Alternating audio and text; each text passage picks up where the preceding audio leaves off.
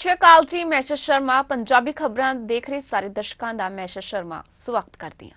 पठानकोट के गड़थोली इलाके दे विच एक बेहद मनभागी घटना वापरी है। दस दें कि एक बजुर्ग औरत का नाम आशा रानी, उम्र लगभग 65 साल के करीब दसी जा रही है। उसका कतल किया गया, घर दे विच ही दाखिल होकर कतल कर दिता गया। कतल होने उत्ते दहशत का माहौल बन गया। इलाके दे विच कतल की खबर तेजी नाल फैल गई, जिस नाल पूरे इलाके दे विच दहशत का माहौल पैदा हो गया। स्थानक निवासियों ने मृतक के पति नूं सूचित किया ते उसनूं हस्पताल लिजाया गया, जिथे डॉक्टरां ने आशा रानी नूं मृतक ऐलान दिता। कातलां ने घर दे विच लगे सीसीटीवी कैमरे भी उखाड़ के अपने नाल लै गए। घटना की जानकारी मिलण उत्ते पुलिस टीमां मौके ते पहुंचियां ते जांच शुरू कर दी है। कतल दे पिछे दा मकसद अजे अनजान है, जिसकी जांच पड़ताल की जा रही है ते पुलिस मामले की सरगर्मी नाल जांच कर रही है। मृतक औरत दे पति सुभाष चंद्र ने दस्सिया कि वह करियाने का कारोबार करदा है। जदों यह घटना वापरी तां वह अपनी दुकान उत्ते मौजूद सी। खबर मिलण उत्ते जिवें ही वह तुरंत घर पहुंचिया तां उसने देखा कि उसकी पत्नी आशा रानी खून नाल लथपथ होई पई सी, जिसनूं हस्पताल पहुंचाया ते डॉक्टरां ने मृतक ऐलान दिता। की नाम है ਤੁਹਾਡਾ? सुभाष चंद्र ਕਿਹੜੀ ਜਗ੍ਹਾ ਤੇ ਕਿਹੜਾ ਮਹੱਲਾ ਕੀ ਗੱਲ ਹੋਈ ਜੀ? करसोली महला ਹਾਂਜੀ ਕੀ ਗੱਲਬਾਤ ਹੋਈ ਅੰਕਲ ਜੀ? सानू तो गंद सुनिया आया वा गया वा के अंदर चीकां बजदियां पईयां ने। असीं आए हैं दरवाजा तोड़ के खोले अंदर ते अंदर उन्होंने मतलब खूनो खून होए डिगे थे। ਕੌਣ ਹੈ ਤੁਹਾਡੇ, ਕੀ ਲੱਗਦੇ? मैसेज ਕੀ ਨਾਮ ਦਾ? आशा ਕੀ ਹੋਇਆ ਕੀ ਹੈ? कोई मार गया होना अंदर वो ਇਹ ਤੇ ਤੁਹਾਨੂੰ ਕੋਈ ਸ਼ੱਕ ਹੈ ਜਾਂ ਪਛਾਣ ਹੈ ਕਿ शक हुण किस तरह करिए जिन्ना चर कैमरे लगे कैमरा लाया था कैमरा भी पुट के लै गया तो उत्थे करिए ਕੈਮਰੇ ਵੀ ਲੱਗੇ? कैमरे पुट के लै गए अगलों कैमरे भी लगे थे। ਕਿੰਨੇ ਕੁ ਮਹੀਨੇ ਦਾ ਟਾਈਮ ਸੀ ਅੰਕਲ ਜੀ? आया थोड़ी देर पहला गया वा मेरे को बलदेव का मुंडा गया मेरे को दुकान से। ਕੀ ਨਾਮ ਹੈ ਤੁਹਾਡੀ? हाँ जी ਕੀ ਨਾਮ ਹੈ ਹੁਣ ਇਸ ਟਾਈਮ ਹੈ ਕਿੱਥੇ? आशा आशा ਹੁਣ ਹੈ ਕਿੱਥੇ ਹੈ? ਹੁਣ ਹਸਪੀਟਲ ਲੈ ਗਏ ਆ ਸੁਖਸਰ ਦੰਗ। ਇਹ ਕਰੀਬ 8:30 ਵਜੇ ਸਾਨੂੰ ਇਨਫੋਰਮੇਸ਼ਨ ਮਿਲੀ ਸੀ ਵੀ ਇਹ ਜਿਹੜਾ ਕਰਥੋਲੀ ਮਹੱਲਾ ਹੈ ਜਿਹੜਾ ਰਾਮਲੀਲਾ ਗਰਾਊਂਡ ਦੇ ਸਾਹਮਣੇ ਹੈ, ਉੱਥੇ ਇੱਕ 올ਡ ਏਜ ਲੇਡੀ ਹੈ ਅਬਾਊਟ 65 ਜਿਹੜੇ 올ਡ ਦੀ, ਉਹਦਾ ਮਰਡਰ ਹੋ ਗਿਆ। ਸੋ ਅਸੀਂ ਮੌਕੇ ਤੇ ਪਹੁੰਚੇ ਹਾਂ ਤੇ ਜਿਹੜੇ ਸੀਨੀਅਰ ਅਫਸਰ ਨੇ ਉਹ ਵੀ ਇੱਥੇ ਐਸਐਸਪੀ ਸਾਹਿਬ, ਐਸਪੀ ਪੀਬੀ, ਐਸਪੀਡੀ ਸਾਰੇ ਪਹੁੰਚ ਗਏ ਨੇ ਤੇ ਜਿਹੜੀਆਂ ਸਾਡੀਆਂ ਟੀਮਾਂ ਨੇ CA inspector, special branch SHO ਉਹ ਵੀ ਸਾਰੇ ਮੌਕੇ ਤੇ ਪਹੁੰਚ ਗਏ ਨੇ। ਅਸੀਂ ਤਫਤੀਸ਼ ਕਰ ਰਹੇ ਹਾਂ, एफआईआर दर्ज की जा रही है, दोषियों को जल्दी जो काबू कर लिया जाएगा। सर इस ਜਿਹੜੀ ਵਾਰਦਾਤ ਦੇ ਪਿੱਛੇ ਕੀ ਮਨਸ਼ਾ ਜ਼ਾਹਿਰ ਹੋਈ ਹੈ? ਪ੍ਰਾਈਮਾ ਫੇਸੀ ਤਾਂ ਜੋ ਦੇਖਣ ਨੂੰ ਇਹ ਲੱਗ ਰਿਹਾ ਵੀ ਉਹ ਲੇਡੀ ਜਿਹੜੀ ਇਕੱਲੇ ਰਹਿੰਦੇ ਸੀ ਘਰ ਦੇ ਵਿੱਚ ਵੀ ਉਹਨੂੰ ਕੋਈ ਮਾਰ ਦੇਣ ਦੀ ਬ੍ਰਿਲੀਅੰਟ ਜਿਹੜੇ ਉਹਨੂੰ ਮਾਰ ਦੇਣ ਦੀ ਨੀਅਤ ਨਾਲ ਅੰਦਰ ਐਂਟਰ ਹੋਏ ਨੇ ਤੇ ਮਰਡਰ ਕਰਕੇ ਇਥੋਂ ਮੌਕੇ ਤੋਂ ਭੱਜ ਗਏ ਨੇ।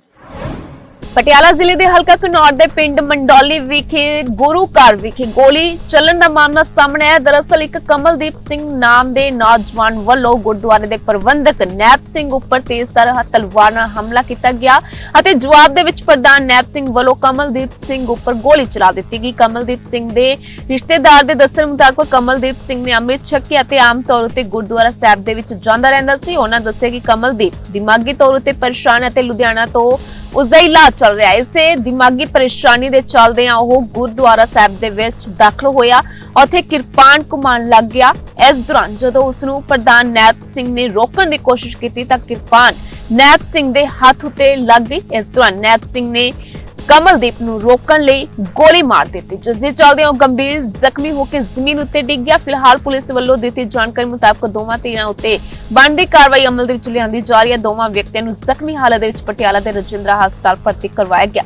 ਸਤਨਾਮ ਸਿੰਘ ਕਿਸੇ ਦੇ ਰਹਿਣ ਵਾਲੇ ਹੋ? ਮੰਡੌਲੀ ਪਿੰਡ ਚ। ਤੇ ਮਾਮਲਾ ਕੀ ਹੋਇਆ ਜਿਹੜੇ ਗੁਰਦੁਆਰਾ ਸਾਹਿਬ ਦੀ ਲੜਾਈ ਦਾ? ਇਹ ਮਾਮਲਾ ਹੋਇਆ ਜੀ, ਮੇਰਾ ਭਤੀਜਾ ਜੀ ਇਹ ਮੈਂਟਲ ਤਾਂ ਜੀ ਮੈਂਟਲ ਹੋਣ ਕਰਕੇ ਜੀ ਉਹ ਗੁਰਦੁਆਰੇ ਗਿਆ ਸੀ, ਤਲਵਾਰ ਤੋਂ ਘਮਾਰਿਆ ਹੋਣਾ ਜੀ। ਉੱਥੇ ਜਿਹੜੇ ਕਮੇਟੀ ਵਾਲੇ ਆ ਪ੍ਰਧਾਨ ਸੀ ਉੱਥੇ ਮੌਜੂਦ ਸੀ ਜੀ, ਮੌਜੂਦ ਸੀ ਜੀ। ਉਹ ਕਿਰਪਾਨ ਘਵਾਉਂਦੇ ਨਾ ਰੁਕਿਆ ਚਲ ਜੋ ਪ੍ਰਧਾਨ ਦੇ ਕਿਰਪਾਨ ਲੱਗੀ ਜੀ, ਕਿਰਪਾਨ ਲੱਗੀ ਹੱਥ ਉੱਥੇ ਚ ਜੀ। ਇਹਨਾਂ ਨੇ 20-25 ਜਣੇ ਸੀ ਇਹ, ਉਹਨਾਂ ਨੇ ਨਹੀਂ ਰੋਕਿਆ, ਇਹਨਾਂ ਨੇ ਉਹ ਗੋਲੀ ਮਾਰ ਕੇ ਰੋਕਿਆ ਜੀ।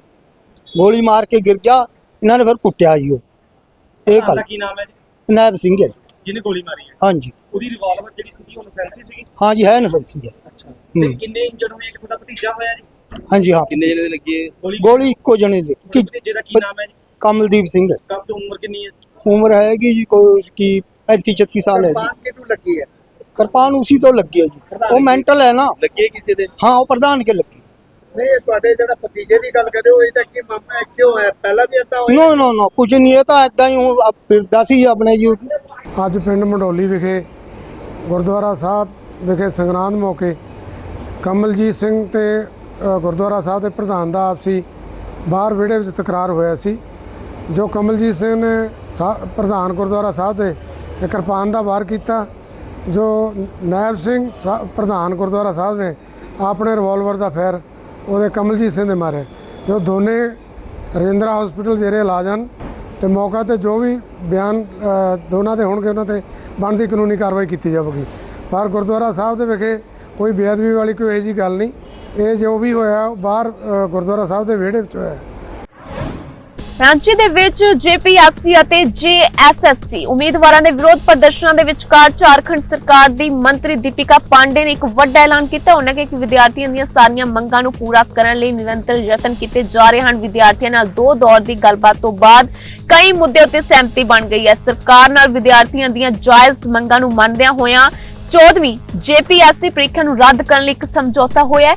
ਝਾਰਖੰਡ ਸਰਕਾਰ ਦੀ ਮੰਤਰੀ ਦੀਪਿਕਾ ਪਾਂਡੇ ਨੇ ਰਾਂਚੀ ਦੇ ਵਿੱਚ ਪ੍ਰਦਰਸ਼ਨ ਕਰ ਰਹੇ ਜੇਪੀਐਸਸੀ ਅਤੇ ਜੇਐਸਐਸਸੀ ਉਮੀਦਵਾਰਾਂ ਨਾਲ 2 ਦੌਰ ਦੀ ਗੱਲਬਾਤ ਤੋਂ ਬਾਅਦ ਇਹ ਐਲਾਨ ਕੀਤਾ।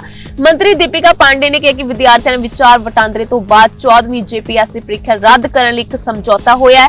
ਇਹ ਵੀ ਫੈਸਲਾ ਕੀਤਾ ਗਿਆ ਕਿ ਸੀਆਈਡੀ ਰਾਜ ਸਰਕਾਰ ਦੀ ਏਜੰਸੀ TDPL ਅਤੇ ਜੇਐਸਐਸਸੀ CGL ਵੱਲੋਂ ਕਰਵਾਈਆਂ ਜਾਣ ਵਾਲੀਆਂ ਸਾਰੀਆਂ ਪ੍ਰੀਖਿਆਵਾਂ ਦੀ ਜਾਂਚ ਕਰੇ।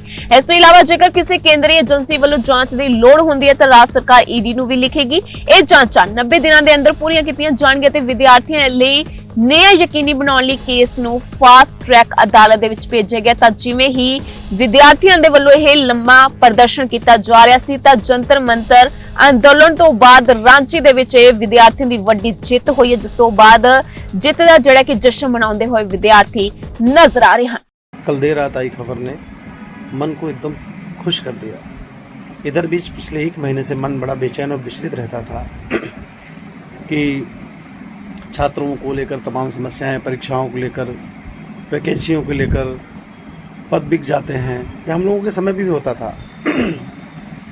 जब हम लोग पढ़ते थे उस समय भी इलाहाबाद में लोक सेवा आयोग को लेकर के तमाम बातें होती थी, अधीनस्थ सेवा चयन आयोग को लेकर तमाम बातें होती थी। लेकिन झारखंड के छात्रों ने इतिहास रच दिया। अहिंसा के रास्ते पर चलते हुए, बापू के बताए हुए रास्ते पर चलते हुए, लाठियां भी खा ली लेकिन एक भी पुलिस वाले पर आंच नहीं आने दी। एक उनकी बहुत बड़ी ताकत थी। धैर्य की जीत हुई, उस धारणा की जीत हुई जो अहिंसा के रास्ते पर चलने के लिए प्रेरित करता है। झारखंड के छात्रों को बहुत बहुत बधाई और पूरे देश के लिए उन्होंने एक रास्ता दिखाया है कि अहिंसा के रास्ते पर चलकर, धैर्य के रास्ते पर चलकर अराजकता का रास्ता न पकड़ते हुए लक्ष्य को हासिल किया जा सकता है। 2 आंदोलन इस देश में हुए साथियों। पहला आंदोलन जंतर मंतर में भी हाल में आपने देखा, दूसरा ये हुआ। जंतर मंतर के आंदोलन पर मुझे कहने में कोई गुरेज नहीं है। कुछ दिमागी नक्सली लोग पर्दे के पीछे से खेल करते हुए हजारों छात्रों के समूह के बीच में घुस करके पूरे आंदोलन को बदनाम करने का काम किया। देश की बहुत बड़ी बदनामी होने वाली थी, लेकिन उस देश की शक्ति इतनी अपार है, देश पर इतनी कृपा है कि वो देश की बदनामी होते होते बच गई। लेकिन झारखंड के छात्रों ने देश का नाम रोशन किया, झारखंड का नाम रोशन किया, लोकतंत्र को मजबूत करते हुए संविधान की ताकत को दिखाया, संविधान को मजबूत किया। और उन सब साथियों को बहुत बहुत बधाई कि आपने देश को और छात्रों को बताया कि अहिंसा का रास्ता सबसे बड़ा रास्ता है। और अगर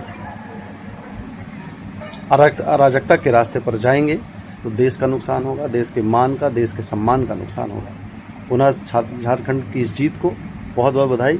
मैं बहुत कम लाइव इस तरह से आता हूँ, वर्षों बाद मैंने 2016-17 के बाद छोड़ दिया था, लेकिन मुझे जो कल ये जीत हुई छात्रों की, मेरे मन में आया कि जो ये देश जिस रास्ते ले जाने का कुछ दिमागी नक्सली लोग प्रयास कर रहे हैं अपनी हताशा निराशा में, मन में बहुत बेचैनी थी कि ये जो जीत है छात्रों की, ये दिखाता है कि हमारे देश का संविधान मजबूत है, हमारे देश का लोकतंत्र मजबूत है और हमारे देश का 100% नौयुवा वो बहुत ही समझदार, बुद्धिमान और देशभक्त है, राष्ट्रभक्त है। बहुत बहुत धन्यवाद।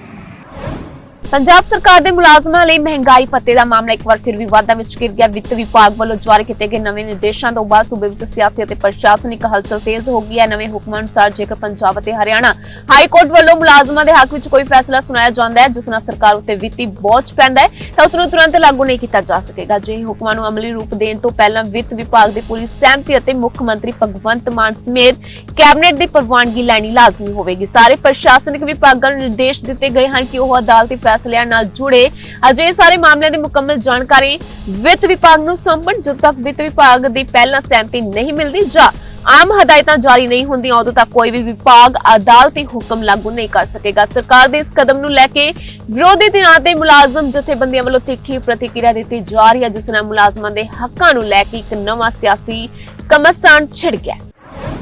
ਪੰਜਾਬ ਦੇ ਮੌਸਮ ਨੂੰ ਲੈ ਕੇ ਫਿਰ ਬਦਲਾਅ ਵੇਖਣ ਨੂੰ ਮਿਲੇਗਾ। ਮੌਸਮ ਵਿਭਾਗ ਨੇ ਪੰਜਾਬ ਦੇ ਮੌਸਮ ਨੂੰ ਲੈ ਕੇ ਅਗਲੇ 5 ਦਿਨਾਂ ਲਈ ਵੱਡੀ ਭਵਿੱਖਬਾਣੀ ਕੀਤੀ ਹੈ। ਭਾਰਤੀ ਮੌਸਮ ਵਿਭਾਗ ਚੰਡੀਗੜ੍ਹ ਮੁਤਾਬਕ ਆਉਣ ਵਾਲੇ ਦਿਨਾਂ ਵਿੱਚ ਸੂਬੇ ਦੇ ਕਈ ਹਿੱਸਿਆਂ ਵਿੱਚ ਦਰਮਿਆਨੇ ਤੋਂ ਭਾਰੀ ਮੀਂਹ ਦੀ ਸੰਭਾਵਨਾ ਜਤਾਈ ਗਈ ਹੈ। ਮੌਸਮ ਵਿਭਾਗ ਮੁਤਾਬਕ ਅੱਜ ਤੋਂ ਫਿਰ ਮੌਸਮ ਵਿਗੜ ਸਕਦਾ ਹੈ। ਪਠਾਨਕੋਟ, ਗੁਰਦਾਸਪੁਰ, ਹੁਸ਼ਿਆਰਪੁਰ, ਨਵਾਂਸ਼ਹਿਰ, ਰੂਪਨਗਰ ਅਤੇ ਮੋਹਾਲੀ ਵਿਖੇ 50 ਤੋਂ 75 ਥਾਵਾਂ ਉੱਤੇ ਮੀਂਹ ਪੈਣ ਦੀ ਉਮੀਦ ਹੈ। ਇਹਨਾਂ ਜ਼ਿਲ੍ਹਿਆਂ ਦੇ ਨਾਲ ਫਤਿਹਗੜ੍ਹ ਸਾਹਿਬ ਦੇ ਵਿੱਚ ਵੀ ਮੀਂਹ ਦੀ ਸੰਭਾਵਨਾ ਜਤਾਈ ਗਈ ਹੈ। ਇਸ ਤੋਂ ਇਲਾਵਾ ਅੰਮ੍ਰਿਤਸਰ, ਜਲੰਧਰ, ਲੁਧਿਆਣਾ ਤੇ ਪਟਿਆਲਾ ਵਰਗੇ ਜ਼ਿਲ੍ਹਿਆਂ ਵਿੱਚ ਕੁਝ ਥਾਵਾਂ ਉੱਤੇ ਹਲਕੀ ਬਾਰਿਸ਼ ਹੋ ਸਕਦੀ ਹੈ। ਪਠਾਨਕੋਟ, ਗੁਰਦਾਸਪੁਰ, ਹੁਸ਼ਿਆਰਪੁਰ, ਨਵਾਂਸ਼ਹਿਰ, ਰੂਪਨਗਰ, ਮੋਹਾਲੀ, ਫਤਿਹਗੜ੍ਹ ਸਾਹਿਬ, ਪਟਿਆਲਾ ਵਿੱਚ ਮੀਂਹ ਦਾ ਅਲਰਟ ਜਾਰੀ ਕੀਤਾ ਗਿਆ ਹੈ। ਮੌਸਮ ਵਿਭਾਗ ਨੇ ਲੋਕਾਂ ਨੂੰ ਅਪੀਲ ਕੀਤੀ ਕਿ ਭਾਰੀ ਮੀਂਹ ਦੌਰਾਨ ਲੋਕ ਸਾਵਧਾਨੀ ਵਰਤਣ। 19 ਅਤੇ 20 ਅਗਸਤ ਨੂੰ ਪੰਜਾਬ ਭਰ ਵਿੱਚ ਮੀਂਹ ਦੀ ਰਫ਼ਤਾਰ ਵਿੱਚ ਕੁਝ ਕਮੀ ਵੇਖਣ ਨੂੰ ਮਿਲ ਸਕਦੀ ਹੈ। ਇਹਨਾਂ ਦੋਵੇਂ ਦਿਨਾਂ ਦੌਰਾਨ ਸੂਬੇ ਦੇ ਕੁਝ ਕੁ ਇਲਾਕਿਆਂ ਵਿੱਚ ਹਲਕੀ ਬਾਰਿਸ਼ ਹੋਣ ਦੇ ਆਸਾਰ ਹਨ। ਪੱਛਮੀ ਪੰਜਾਬ ਦੇ ਜ਼ਿਲ੍ਹੇ ਜਿਵੇਂ ਕਿ ਫਿਰੋਜ਼ਪੁਰ, ਫਾਜ਼ਿਲਕਾ ਤੇ ਮੁਕਤਸਰ 'ਚ ਮੀਂਹ ਕਾਫੀ ਘੱਟ ਰਹਿਣ ਦੀ ਸੰਭਾਵਨਾ ਹੈ। ਇਸ ਦੇ ਬਾਅਦ 21 ਅਗਸਤ ਨੂੰ ਉੱਤਰੀ ਪੰਜਾਬ ਦੇ ਪਠਾਨਕੋਟ, ਗੁਰਦਾਸਪੁਰ, ਹੁਸ਼ਿਆਰਪੁਰ ਅਤੇ ਪੂਰਬੀ ਪੰਜਾਬ ਦੇ ਰੂਪਨਗਰ ਅਤੇ ਮੋਹਾਲੀ ਵਿੱਚ ਇੱਕ ਵਾਰ ਫਿਰ ਕਈ ਥਾਵਾਂ 50 ਤੋਂ 75% ਮੀਂਹ ਪੈਣ ਦੀ ਸੰਭਾਵਨਾ ਜਤਾਈ ਗਈ ਹੈ। ਪੰਜਾਬ ਦੇ ਵਿੱਚ ਇੱਕ ਵਾਰ ਫਿਰ ਮੁੜ ਨਗਰ ਕੌਂਸਲ ਚੋਣਾਂ ਦਾ ਰੇੜਕਾ ਖੜਾ ਹੋਇਆ। ਬਾਘਾ ਪੁਰਾਣਾ ਨਗਰ ਕੌਂਸਲ ਦੇ 15 ਵਾਰਡਾਂ ਦੀਆਂ ਚੋਣਾਂ ਮੁੜ ਤੋਂ ਕਰਵਾਏ ਜਾਣ ਦੀ ਮੰਗ ਕੀਤੀ ਜਾ ਰਹੀ ਹੈ। ਸੁਪਰੀਮ ਕੋਰਟ ਵਿੱਚ ਦਾਖਲ ਇਸ ਮੰਗ ਉੱਤੇ ਹੁਣ ਅਦਾਲਤ ਦੇ ਰਿਟਾਇਰਡ ਜੱਜ ਵੱਲੋਂ ਸੌਂਪੀ ਰਿਪੋਰਟ ਵਿੱਚ ਇਹਨਾਂ ਚੋਣਾਂ ਨੂੰ ਮੁੜ ਤੋਂ ਕਰਵਾਏ ਜਾਣ ਦੀ ਸਿਫਾਰਿਸ਼ ਕੀਤੀ ਗਈ ਹੈ। ਜਥੇਦਾਰ ਤੀਰਥ ਸਿੰਘ ਮਹਲ ਅਨੁਸਾਰ ਰਿਪੋਰਟ ਵਿੱਚ ਬਾਘਾ ਪੁਰਾਣਾ ਨਗਰ ਕੌਂਸਲ ਦੇ ਵਾਰਡ ਨੰਬਰ 1 ਤੋਂ 15 ਤੱਕ ਯਾਨੀ ਸਾਰੇ 15 ਵਾਰਡਾਂ ਦੀ ਚੋਣ ਪ੍ਰਕਿਰਿਆ ਨੂੰ ਪ੍ਰਭਾਵਿਤ ਅਤੇ ਖਰਾਬ ਪਾਇਆ ਗਿਆ ਹੈ। ਇਸ ਦੇ ਨਾਲ ਹੀ ਇਹਨਾਂ ਸਾਰੇ ਵਾਰਡਾਂ ਵਿੱਚ ਮੁੜ ਚੋਣਾਂ ਕਰਵਾਉਣ ਦੀ ਸਿਫਾਰਿਸ਼ ਵੀ ਕੀਤੀ ਗਈ ਹੈ। ਦਾਅਵੇ ਅਨੁਸਾਰ ਨਾਮਜ਼ਦਗੀ ਪ੍ਰਕਿਰਿਆ ਦੌਰਾਨ ਵਿਰੋਧੀ ਪਾਰਟੀਆਂ ਨਾਲ ਸੰਬੰਧਿਤ ਦਾਅਵੇਦਾਰਾਂ ਤੇ ਉਮੀਦਵਾਰਾਂ ਨੂੰ ਯੋਜਨਾਬੱਧ ਢੰਗ ਨਾਲ ਨਾਮਜ਼ਦਗੀ ਪੱਤਰ ਦਾਖਲ ਕਰਨ ਤੋਂ ਰੋਕਿਆ ਗਿਆ ਹੈ। ਦੋਸ਼ ਹੈ ਕਿ ਸਿਰਫ ਆਮ ਆਦਮੀ ਪਾਰਟੀ ਦੇ ਉਮੀਦਵਾਰਾਂ ਦੇ ਨਾਮਜ਼ਦਗੀ ਪੱਤਰ ਪ੍ਰਾਪਤ ਕੀਤੇ ਗਏ ਜਦਕਿ ਹੋਰ ਪਾਰਟੀਆਂ ਦੇ ਉਮੀਦਵਾਰਾਂ ਦੇ ਕਾਗਜ਼ ਨਹੀਂ ਲਏ ਗਏ। ਇਸ ਤੋਂ ਬਾਅਦ ਸਿਰਫ ਇੱਕ ਪਾਰਟੀ ਦੇ ਉਮੀਦਵਾਰਾਂ ਨੂੰ ਬਿਨਾਂ ਮੁਕਾਬਲੇ ਨਿਰਵਿਰੋਧ ਚੁਣਿਆ ਹੋਇਆ ਐਲਾਨ ਕਰ ਦਿੱਤਾ ਗਿਆ। ਰਿਪੋਰਟ ਵਿੱਚ ਕਥਿਤ ਤੌਰ ਉਤੇ ਸਿੱਟਾ ਕੱਢੇ ਕਿ ਸਾਰੇ 15 ਵਾਰਡਾਂ ਦੀ ਚੋਣ ਪ੍ਰਕਿਰਿਆ ਪ੍ਰਭਾਵਿਤ ਹੋਈ ਅਤੇ ਇਸ ਨੂੰ ਰੱਦ ਕਰਨਾ ਚਾਹੀਦਾ ਹੈ। ਹਾਲਾਂਕਿ ਇਸ ਮਾਮਲੇ ਵਿੱਚ ਅੰਤਿਮ ਫੈਸਲਾ ਮਾਨਯੋਗ ਸੁਪਰੀਮ ਕੋਰਟ ਵੱਲੋਂ ਲਿਆ ਜਾਣਾ ਹੈ। ਬਿਊਰੋ ਰਿਪੋਰਟ, ਚੜ੍ਹਦੀ ਕਲਾ ਟਾਈਮ ਟੀਵੀ। ਪੰਜਾਬੀ ਖਬਰਾਂ ਦੇ ਇਸ ਬੁਲੇਟਿਨ ਦੇ ਵਿੱਚ ਫਿਲਹਾਲ ਇੰਨਾ ਹੀ। ਹੁਣ ਮੈਨੂੰ ਦਿਓ ਇਜਾਜ਼ਤ। ਧੰਨਵਾਦ।